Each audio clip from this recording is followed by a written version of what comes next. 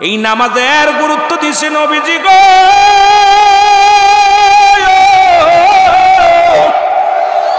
আরে যিনি আমার আপনার নবী রাহমাতুল লিল আলামিন, তিনিও নামাজের জন্য কত কষ্ট করেছেন, জামাতের জন্য কত কষ্ট করেছেন।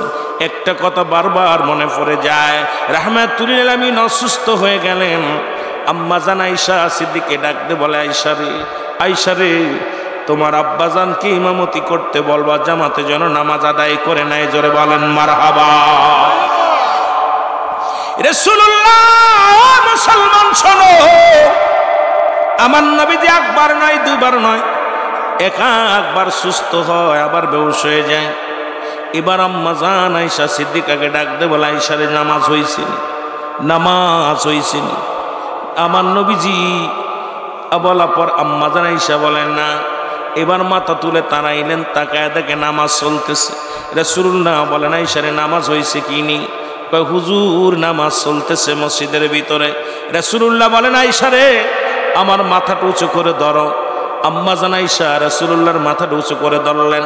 বলে, আয়েশা রে, জানালার কাপড়টা সরাইয়া দাও। কাপড়টা সরাইয়া দেওয়া হলো।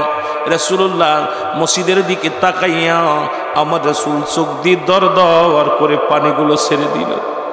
আমার নবী চোখ দিয়ে পানি ছেড়ে দিছে। আম্মা জান আয়েশা তাকা দেখে রাসূলের চোখে পানি। বলি, ইয়া রাসূলুল্লাহ, ইয়া হাবিবাল্লাহ, আপনি কেন কাঁদেন? একে তাই আম্মা জান আয়েশার বুঝতে আর বাকি নাই, ইমাম যেহেতু পরিবর্তন হয়েছে, আমার নবী আর দুনিয়ার মধ্যে বেশি দিন নাই। রাসূলুল্লাহ আমারে ফাঁকি দিয়ে চলে যাবে। দুই আব্বা জান ইমামতি করে, কারণ হযরত আবু বকর সিদ্দিক রাদিয়াল্লাহু তাআলার কন্যা ছিল আম্মা জান আয়েশা সিদ্দিকা। এ মুসলমান, আমাদের আম্মা জান দ্বিতীয় চিন্তা করে আব্বা জান ইমামতি করছে, হয়তো রাসূলুল্লাহ মানতে পারেন, এই জন্য চোখের পানি ছেড়ে কান্দে। আমার আম্মা জান আয়েশা সিদ্দিকা বলে, নবী গো,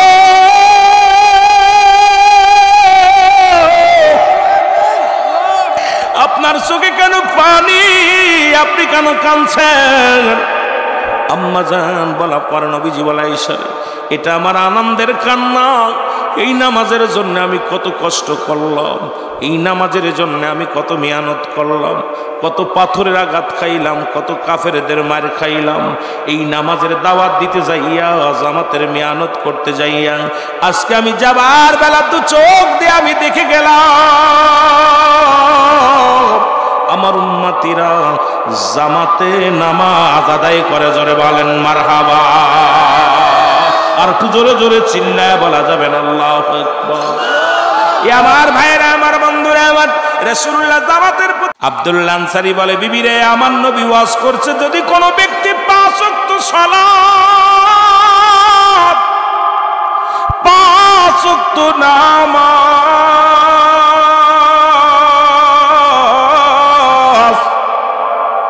সময় মতো মতো আদায় করতে পারে, আল্লাহ নবী তার হাত ধরে জান্নাতে নিবে। জোরে বলেন মারহাবা। রে আমারে মদিনায় নিবাদি ওগো নবীজি, আমারে মদিনায় নিবানি। বলেন আমারে আহা, হাজী সাহেব মদিনা শরীফ জিয়ারত করাইছে, আমরাও মদিনা যেতে চাই কি চাই না? আজকে সহসভাপতি হাজী, প্রধান আজকে সভাপতি হাজী, একটু মহব্বতে বলেন আমারে মদিনায় নিবানি ওগো নবীজি, আমারে মদিনায়। এই পাসপোর্ট জমা দিলাম জলসায়, যাব আমরা মদিনায়। আল্লাহ, আজকের মাহফিলে সবাই প্রার্থনা করব, জমা দিব পাসপোর্ট। এই পাসপোর্ট জমা দিলাম জলসায়, যাব আমরা মদিনায়। দেখব আপনার নূরের রওজা খানি ওগো নবীজি, আমারে মদিনায় নিবানি। বলো আমারে দিনাই নিবানি নবীজি আমার ও নবী ও আমি বাংলাদেশের মুসাফির সাধ্য নাই মদিনায় যাবার আমি বাংলাদেশের মুসাফির সাধ্য নাই মদিনা যাইবার সালাম দিলাম মাহফিলে বসি নবীজি আমার মদিনায় নিবানি বলো আমার মদিনায় নিবানি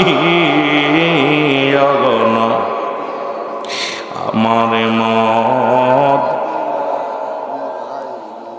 এরে পাসপোর্ট জমা দিলাম জলসায় যাব আমরা মদিনায়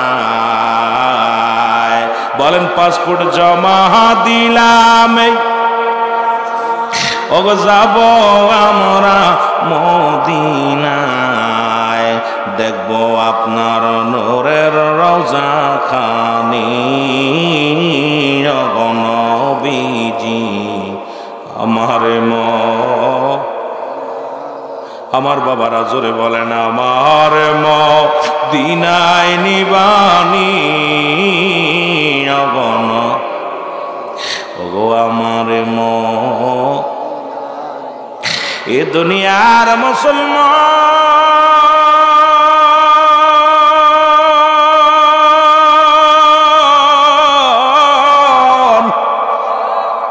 যে কথাগুলো বলি দিলের কান্ডা লাগা শোনো গো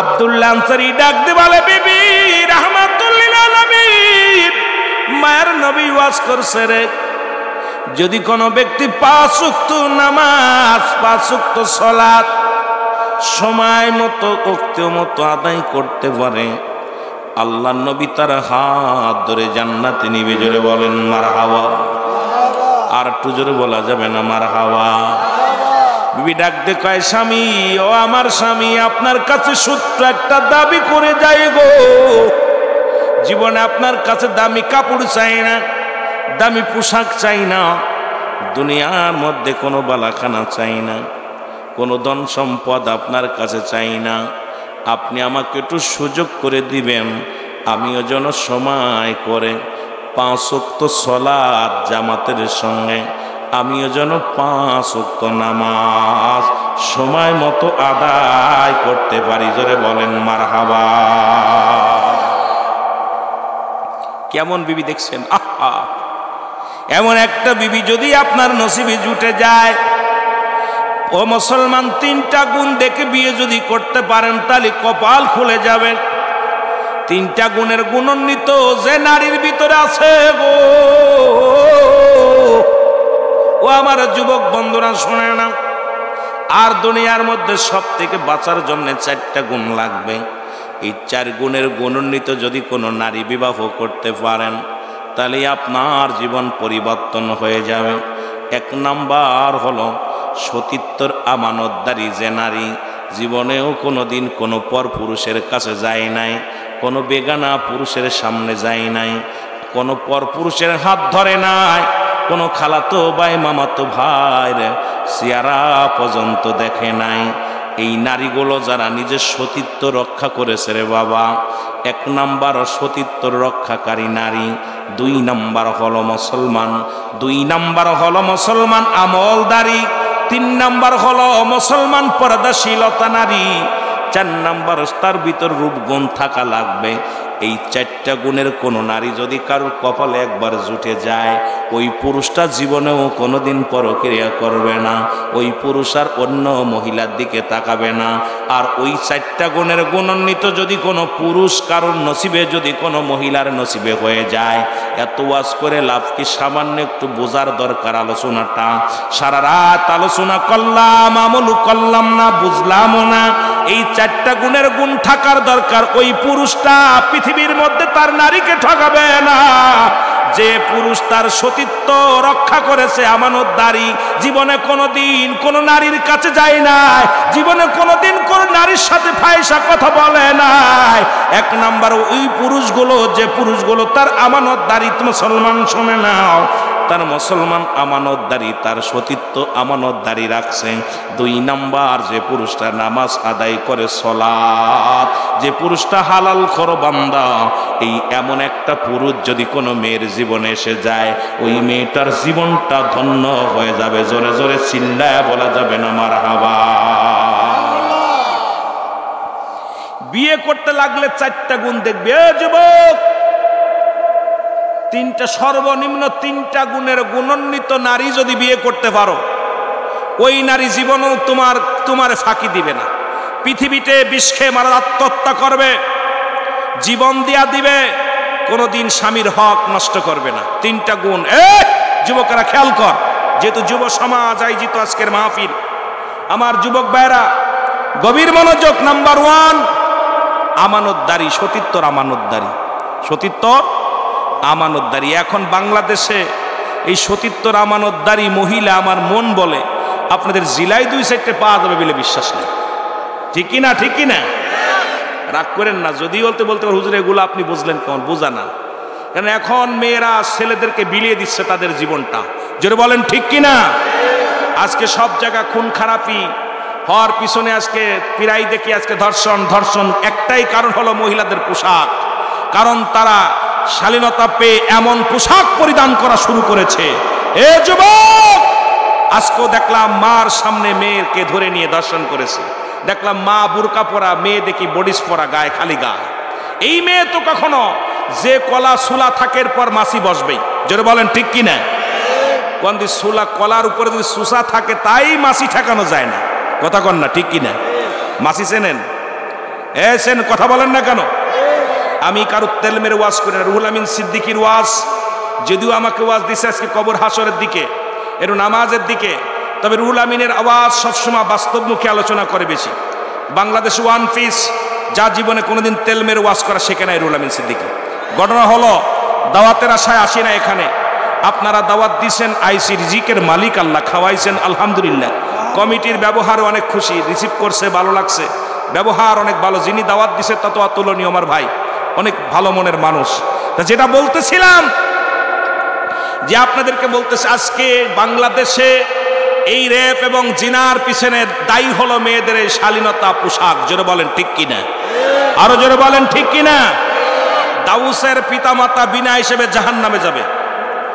যুবকেরা ওয়াজ শুনবি খেয়াল করে, মাহফিল দিয়ে শুধু কান বন্ধ করে রাখবি না।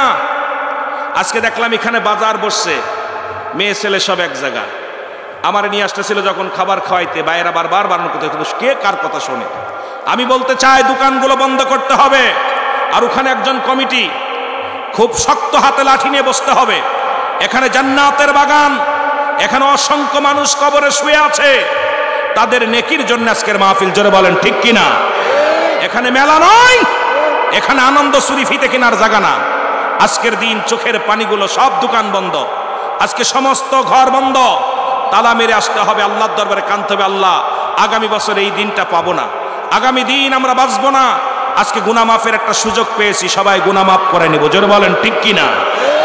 যেটা বলতেছিলাম, দাউস মেয়ে, ওই সমস্ত মেয়ে যাদের বিয়ে করা হারাম, দাউস মেয়ে বিয়ে করা হারাম।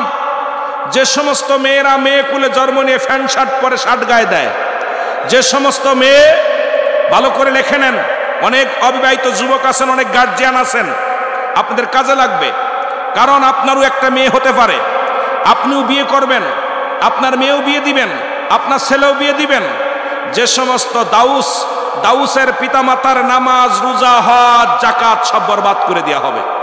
অধিকাংশ হাজী সাহেব, অধিকাংশ মাওলানা, অধিকাংশ মুফতি ওই দাউস সন্তান থাকার কারণে সমস্ত আমলগুলো বরবাদ করে রব্বে কারিম তাদেরকে জাহান্নামে ঢুকায় দিবে।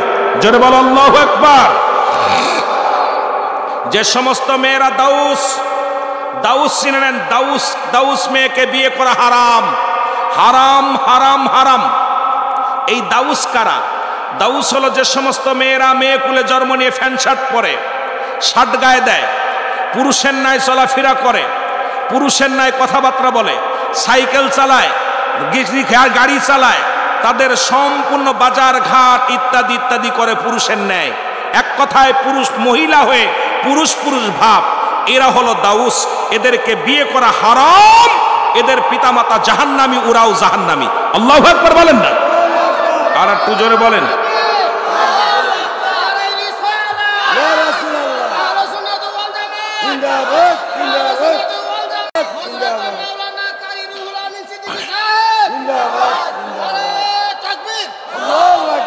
এবার দাউস ছেলেদের বিয়ে করা হারাম।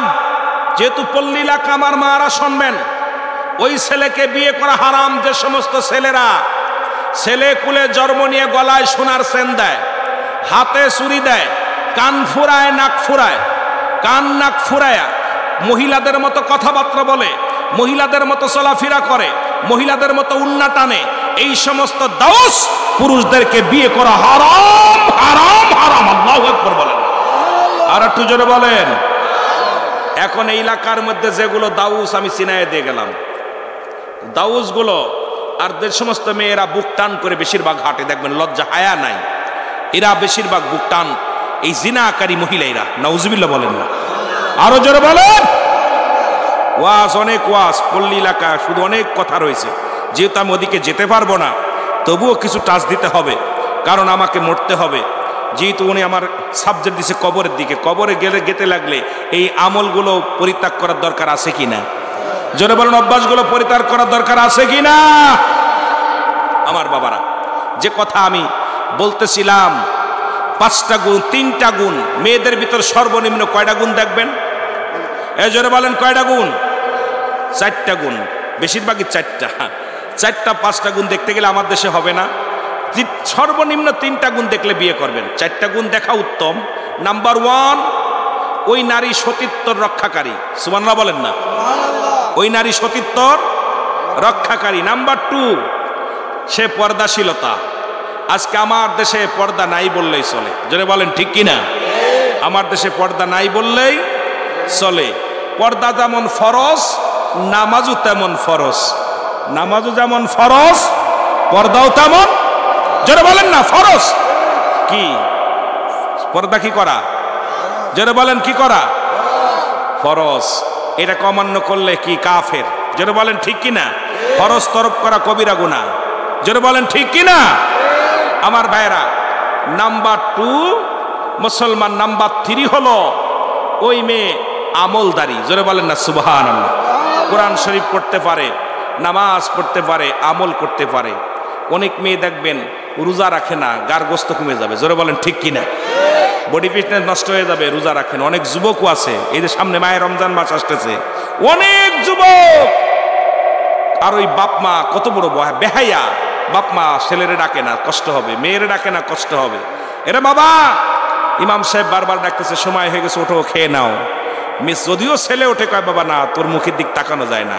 আরে মিয়া, ওই সন্তান তোর বুকে লাথি মারবে, জোরে বলেন ঠিক কিনা। ওই সন্তান কি করবে? বুকের ভিতরে লাথি মারবে, লাথি মেরে জাহান্নামে যাবে। এই জন্যে আমার বাবারা, আর একটা গুণ হলো সে একটু রূপবতী হওয়া লাগবে, যাতে করে অন্য নারীদের দিকে আপনার লালসার নজর না যায়। এই জন্যে সে একটু রূপবতী হওয়া লাগবে। এই 4টা দিক খেয়াল রাখতে হবে। তবে 4টা দিক যদি না হয়, যদিও সে কালো হোক, যদিও সে বেড়ে হোক, যদিও সে টেরা হোক, যদি সে আমানতদারী নারী হয়, আপনার জীবন ধন্য, জোরে বলেন মারহাবা।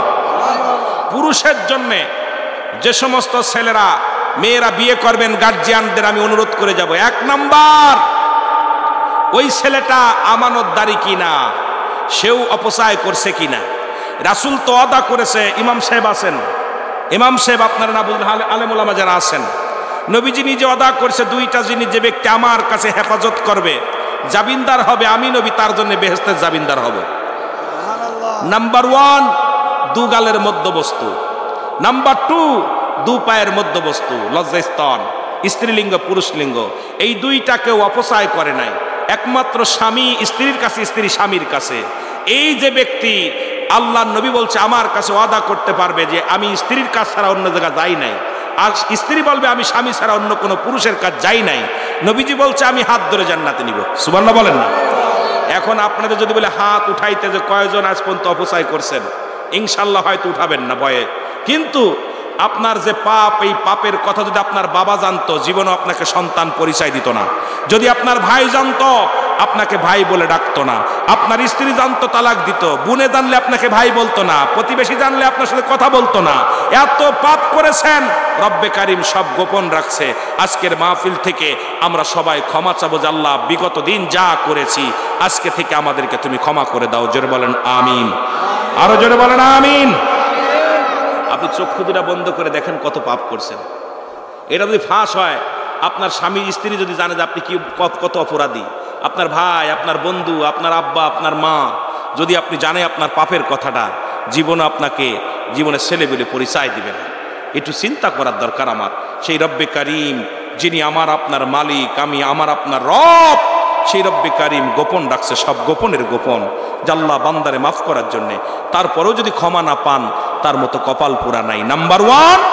নাম্বার 2 হলো নামাজি হতে হবে সেই সন্তানকে। যার মেয়ে আছে, বিয়ে দেওয়ার আগে আল্লাহর রাস্তে করো, বেনামাজির হাতে কোনো ছেলে ধরে দিবেন না, বেনামাজির হাতে কোনো মেয়েকে দিবেন না। নাম্বার 2 দেখবেন সে নামাজি কিনা। 3 নাম্বার দেখবেন তার রুজিটা হালাল কিনা। সে রিক্সা চালাক, ব্যাংক চালাক, চাকরি করে, জিগাইবেন বাবা তুমি বেতন পাও 10,000, তোমার শার্টের দাম 3,000, তোমার গড়িটার দাম 4,000, এত টাকা পাও কোথায়? 10,000 টাকায় কোন রকম চলতে পারো, এত টাকা কই থেকে পাও বাবা? সুতরাং 3 নাম্বার দেখবেন আপনার ওই জামাইটা রুজির দিকে হালাল রুজি ইনকাম করে কিনা। 4 নাম্বার তাকে দেখবেন কি সে ওই মাদক সেবন বা অন্যদিকে ধাবিত কিনা। এই 4টা গুণ দেখে যদি আপনি মেয়ে দেন, আপনার মেয়ের গায়ে জীবন ওই জামায় হাত দিবে না। ওই মেয়েকে আপনি কোনোদিন প্রহার করবে না, ওই মেয়েকে কষ্ট দিবে না, ওই মেয়ে কোনোদিন নির্যাতিত হবে না। আজকে দেখা যায় প্রায়টা দিনেই ফেসবুকের মধ্যে দেখি জামায়ে পিটায়ে মেয়েরে হাত পা ভেঙে বাড়ি পাঠাই দিছে, যৌতুকের জন্য মারছে। একজন হালাল খোর বান্দা কোনোদিন তার স্ত্রীর গায়ে হাত দিতে পারে না। একজন হালাল খোর বান্দা কোনোদিন তার বিবিকে গালি দিতে পারে না। একজন ইমানদার হালাল খোর বান্দা কোনোদিন তার স্ত্রীকে কষ্ট দিতে পারে না। জোরে বলেন ঠিক কিনা? কিন্তু আমরা বিয়ে দেওয়ার সময় কই ছেলে বেতন কত? কয় 80,000। বেতন যদি কয় 10,000 হবে না, কারণ আমার মেয়ের খরচ দিতে পারবে না, খাবার দিতে পারবে না। সেইটা কষ্ট আর থাকতে পারে না। এই জন্য আমি আপনাদেরকে বলবো, ছেলে মেয়ে সবারই আছে, আপনারও আছে, আমারও আছে। এই ছেলে মেয়ে যখনই বিবাহ বন্ধনে আবদ্ধ করবেন, এইটা দিকে যদি খেয়াল রেখে আপনার মেয়ে আপনার ছেলেকে বিয়ে দিতে পারেন, দেখবেন সংসারের ভিতরে সুখ আসবে, শান্তি আসবে। ওই মেয়েটা এসে আপনার বাবা মার খেদমত করবে, ওই মেয়েটা এসে আপনার খেদমত করবে, আপনার মার খেদমত করবে, আপনার ভাই বোনকে নিজের ভাই বোন মনে করে নিবে, আপনিও তার মা বাবাকে আপন মনে করে নেবেন। কিন্তু আমাদের ক্যারেক্টার এত খারাপ হয়েছে, আগে দেখি প্যান্ট শার্ট গায়ে। আর একটা কথা, যে সমস্ত পুরুষ দাড়িস আছে, এই দাড়িস আসাকে লগেও মেয়ে না দেওয়া উত্তম আমি মনে করি। হয়তো অনেকে রাগ করতে পারেন, রাসূলের সুন্নাত দায়েমি সুন্নাত যারা প্রতিনিয়ত চাষে, আমি মনে করি রাসূলের সুন্নাতে যারা আঘাত করে তারাও পুরুষের মধ্যে পড়ে না, এদেরও মহিলার কাতারে পড়ানো উচিত। জোরে বলেন ঠিক কিনা? মহিলাকে যেমন দাড়ি হয় না, ওদেরও দাড়ি হয় না। কি কন? আমি অনুরোধ করবো দাড়িটা রেখে দিবেন, রাসূলের সুন্নাত রেখে দিবেন। আমিন বলেন, আমিন বলেন। একটু মহব্বতের সঙ্গে দুরূদ শরীফ পড়েন। আল্লাহুম্মা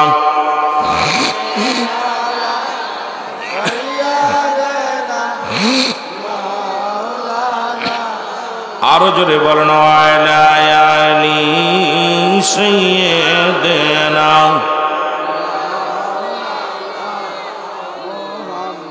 হয়তো মনে করেন রুহুল আমিন সিদ্দিকী কথাগুলো কড়া কথা বলে গেল। সুলাইমান পয়গম্বর যখন বিবাহের বয়স হয়ে গেল, বিয়া করবে, পাত্রী খোঁজা শুরু হলো। সুলাইমান পয়গম্বর বলে, এই 5টা গুণের গুণ যদি কোনো মেয়ের ভিতর থাকে আমি বিয়ে করব। অল রাজ্য ভরে, অল পৃথিবী ভরে খোঁজা হলো, এই 5টা গুণের মেয়ে পাই নাই, 3টা গুণ 2টা গুণের মেয়ে পেয়েছে। সুতরাং এই যদি আমরা খোঁজা শুরু করি, আমার দেশে যৌতুক লাগবে না, আমার সমাজ মুসলমান, কোনো মেয়ে অবহেলিত হবে না। কারণ আমার মেয়েদের ভিতরে কি আছে, ওই মেয়েটার ভিতরে কি আছে, এটা যদি আমি আকর্ষণ যদি থাকে, অবশ্যই তারপরে আমি রুহুল আমিন সিদ্দিকী ওয়াজ করতে এসেছি, আকর্ষণ আছে বলে শুনতে এসেছেন। যদি এই বক্তার ওয়াজ আগেই শোনা পর, আরে রুহুল আমিন কি ওয়াজ করবো জানি, আকর্ষণ থাকবে না, তদ্রূপ একটা নারীর প্রতি একটা পুরুষের আকর্ষণ যখন থাকবে, যৌতুক দেয়া লাগবে না, যৌতুক দিয়ে আরো বিয়ে করা লাগবে। আসলে আমরা নারীর ভিতরে কি আছে আগেই অনুভব করে ফেলি, শাহাদাত আল্লাহগুলো পেয়ে যায়। পুরুষের ভিতরে কি আছে একটা নারী সব বুঝতে পারে। এই জন্য আমার দেশে যৌতুক প্রথা চালু হয়ে গেছে। কারণ এখন মেয়ে বিয়ে করি না, বিয়ে করি টাকা, মেয়ে বিয়ে করি না, বিয়ে করি যৌতুক। এ মুসলমান, আমি আপনাদেরকে অনুরোধ করি, ছাগলের চরিত্র পরিবর্তন করে, যেহেতু ছাগলের দড়ি ধরলে ওটা দেখবেন আবার সাবান দিয়ে ধুইলেও হাতের মধ্যে গন্ধ বলবে। আমি মাদের বলবো, মা তোমরা ছাগলের চরিত্র বাদ দিয়া যদি তোমরা হরিণের চরিত্র আনতে পারো, দেখবে তোমাদেরও দাম বেড়ে যাবে। মুরব্বীরা যেমন পন্দে বিয়ে করছে, এই সমস্ত মুরব্বীরা পন্দে বিয়ে করছে, যারা বলেন ঠিক কিনা? পন্দে বিয়ে করছে, মেয়ের বাবারে দিয়া, মেয়ের মারে দিয়া বিয়ে করছে। আর আমরা এখন নিয়ে বিয়ে করি। যদি মেয়েরা হরিণ হয়ে যায়, আমি বলে যাই আজকের মাহফিল থেকে, যদি মেয়েরা হরিণ হয়ে যায়, আল্লাহর কসম আপনাদের এলাকার সব মেয়েকে বিয়ে করার জন্য টাকা দিয়ে করা লাগবে। জোরে বলেন ঠিক কিনা? সালা যদি বান্দা থাকে, ওর ভিতরে ধান থাকে, ওটা না খুললে হাত দেওয়া যায় না, গুঁতো মারা লাগে, ঠিক কিনা? এখন বাস্তা খুলে রাখছেন, বাস্তার মধ্যে মুসি এসে হাত ঢুকায়, মেতর এসে হাত ঢুকায়, অফিসার এসে হাত ঢুকায়, ইমাম সাহেব হাত ঢুকায়, মুয়াজ্জিন সাহেব হাত ঢুকায়। জোরে বলেন ঠিক কথা কি বোঝেন? আমার দেশের মেয়ের এখন বেপর্দা হওয়ার কারণে মুসি মেতরের নজর ওদিকে পড়ে গেছে, ওর প্রতি চাহিদা কমে গেছে। চাহিদা যদি বাড়তে হয়, হরিণের নাভি থেকে আসছে নিগ্রো নাভি সেন্ট, কস্তুরী সেন্ট, এটা দাম বড়, এটা দাম, অনেক দাম। আমার মেয়েরা যদি, আমার মারা যদি হরিণের মতো হয়, আমার মাদের বিয়ে করার জন্য কোন গুণা লাগবে? সে কালো হলেও, কারণ ওই মেয়ের ভিতর কি আছে একটা ছেলে অনুভব করতে পারবে না। এই জন্য আকর্ষণ করার জন্য আমার মাদের পর্দার বিকল্প নাই। এই জন্য পর্দা কেন ফরজ করেছে? কারণ পর্দার ভিতর থাকলে ওই নারীর মর্যাদা বাড়ে, ইজ্জত বাড়ে, সম্মান বাড়ে। জোরে জোরে চিল্লায় বলেন ঠিক কিনা? কথা কি বুঝি আসে? এ আমার ভাইরা, আমার বন্ধুরা, আমার গভীর মনোযোগ, বলতেছিলাম, এ মুসলমান, রাসূলের সাহাবী, আমার যুবক বাবারা শুনে নাও। বাড়ি যে যখন বললেন, রাসূল বলছে 5 ওয়াক্ত সালাত জামাতের সঙ্গে আদায় করতে মনে আসেনি? যারা বলেন মনে আসেনি? এরা বলে, স্বামী, আমি স্বামী, আপনি আমারে একটু সুযোগ করে দিবেন, আমিও যেন 5 ওয়াক্ত সালাত জামাতের সঙ্গে বা সময় মতো আদায় করতে পারি। রাসূলুল্লাহ নামাজ পড়ে, সালাম ফিরে, আসসালামু আলাইকুম রাহমাতুল্লাহ, আসসালামু আলাইকুম রাহমাতুল্লাহ। নবী ডাকেরে সব সাহাবী আছে, কিন্তু আব্দুল্লাহ আনসারী নামের সাহাবী রাসূলের পিছে দেখা যায় না। নবী বলেন, আমার আনসারী প্রতিদিন নামাজে আসে, সালাম শেষ করার পর আনসারী কোথায় যায়? সাহাবীরা বলে, হুজুর নিশ্চিত দুনিয়ার কোনো প্রেমে পড়ে গেছে, নিশ্চিত কোন দুনিয়ার ঝামেলার মধ্যে পড়েছে। ইয়া রাসূলুল্লাহ, ইয়া হাবিবাল্লাহ। আমার নবী কয়, ও আমার সাহাবীরা শোনো, আমি নবী নিজেই খবর নিব, আমি নবী নিজেই খবর নিব।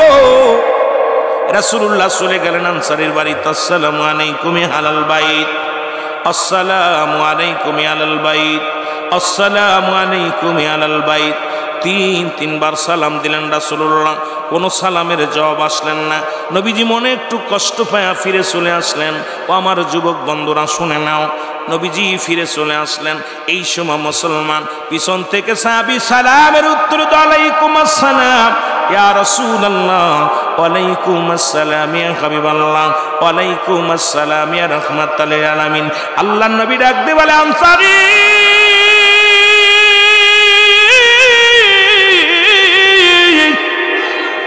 আমি নবী 3বার সালাম দিলাম, 3বার তুমি উত্তর দিলা, তার মানে আর বুঝতে বাকি নাই রে আনসারী, তুমি সালাম শুনেছিল, উত্তর দাও নাই। আনসারী বলে, ইয়া রাসূলুল্লাহ, ইয়া হাবিবাল্লাহ, কেন আমি সালামের জবাব দিই নাই? আমি কেন জবাব দিতে পারবো না? যদি একটু দয়া করে আমার ঘরে ফিরে যেতেন, যদি একটু আমার ঘরের মধ্যে যাইতেন, তাহলে বলতাম। আমার নবী কয়, চলো রে আনসারী, চলো যায়। আনসারী চলে গেলেন, আমার নবী জি চলে গেলেন পিছে পিছে। আনসারী যা দরজা খুলে দিছে, খোলার সঙ্গে সঙ্গে ভিতরে দেখে বিশাল একটা গর্ত খোঁড়ারে মুসলমান। আমার নবী ডাকতে বলে, আনসারী রে, তোমার ঘরের মধ্যে এত বড় গর্ত খোঁড়া কেন বলো? আনসারী বলে, নবী গো, মায়ার নবী,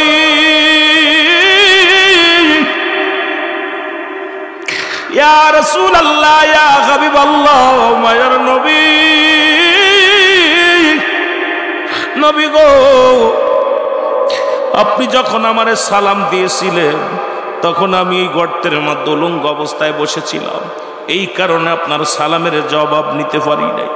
আমার নবী বলে, আনসারী রে, কি বলতে চাও? বলে, ইয়া রাসূলুল্লাহ, ইয়া হাবিবাল্লাহ,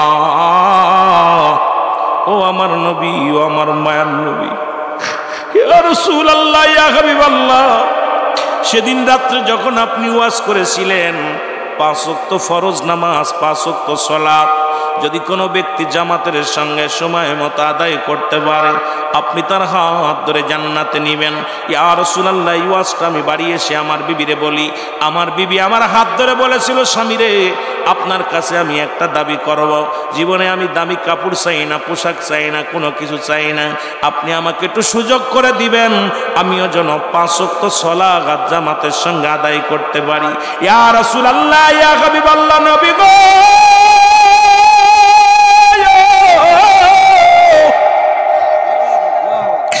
আমার স্বামী স্ত্রী মিলে মাত্র একখানা কাপড়,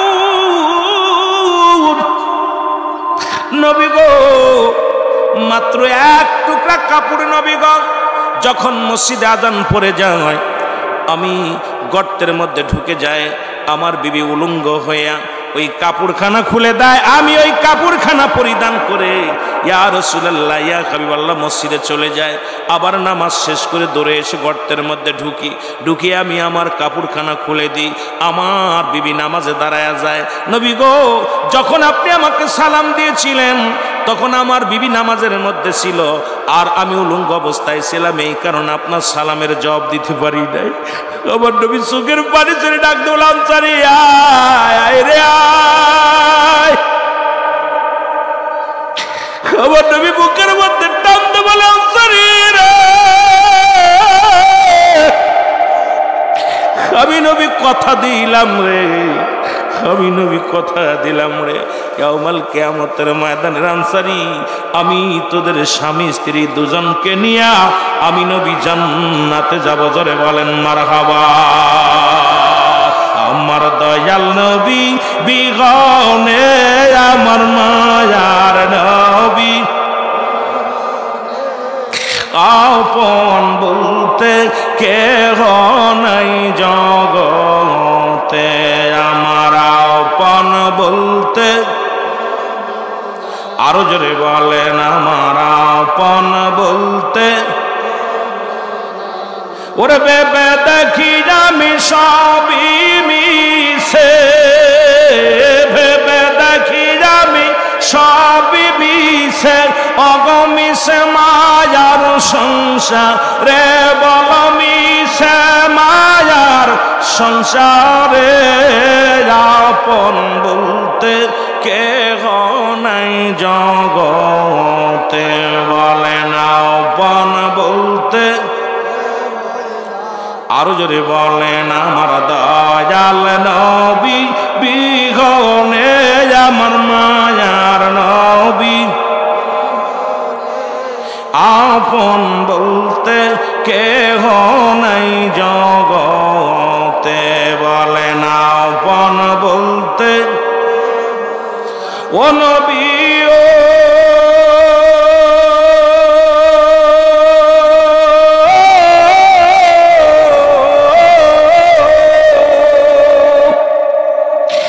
মদিনাতে আসেন গো আপনি, আমায় এতিম বানায়,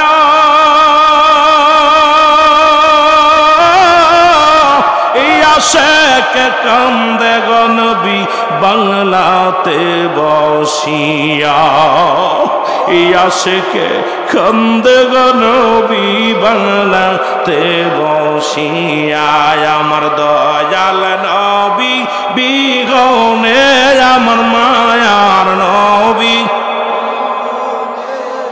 আপন বলতে কেহ নাই জগতে, বলেন আপন বলতে।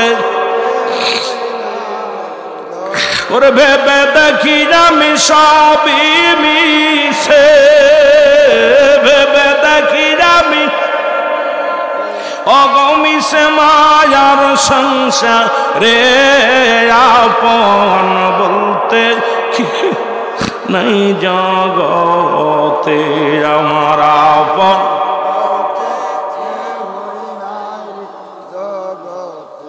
আহা, সব শেষ হয়ে যাবে, কুল্লু মান আলাইহা ফান, সব শেষ করে দিবে কে?